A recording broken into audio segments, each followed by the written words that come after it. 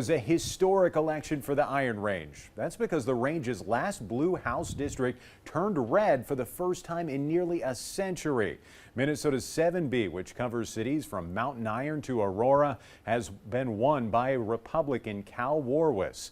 Northern News Now's Natalie Hebner spoke with Warwas this afternoon, getting an idea of what he plans to do in the state house. Natalie, what do you have to say? Yeah, Dan, 7B has been represented by a DFLer for 96 years, but with incumbent Dave Lislegard retiring, Republican Cal Warwas decided it was time for change. Now, Warwas has lived on the range his entire life and has been a steel worker for almost 30 years. He's a third-generation miner and union member who wants to sustain and expand mining on the Iron Range. Now, Warwas told me he felt like the legislature was being controlled by the Metro and wasn't servicing the Iron Range needs. As for reaction to last night, he said emotions are still sinking in, but he's looking forward to serving the people in District 7B. I'm humbled by this victory, the trust the voters have put in me. And being the first Republican in 96 years carries a certain amount of responsibility. So I want to own that very carefully for the district.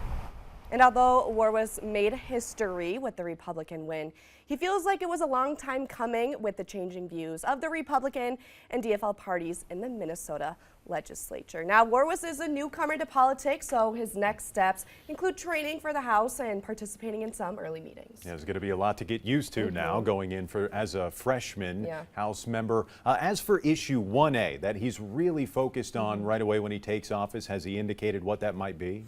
Yeah, Dan, he said permit reform is a big deal for him. He and many other range area Republicans say it's ridiculous how long it takes to get approval and permitted to start a new mining operation. Range area Republicans and DFLers have been talking about that for quite a while now. This is a story we're going to keep on following, the shift up on the Iron Range. Thank you, Natalie. We aired a special report on the shifting politics in northeast Minnesota and what's brought about this move to the right up there. That aired just a couple of weeks ago. You can find the full story at northernnewsnow.com. Still to come, a former Duluth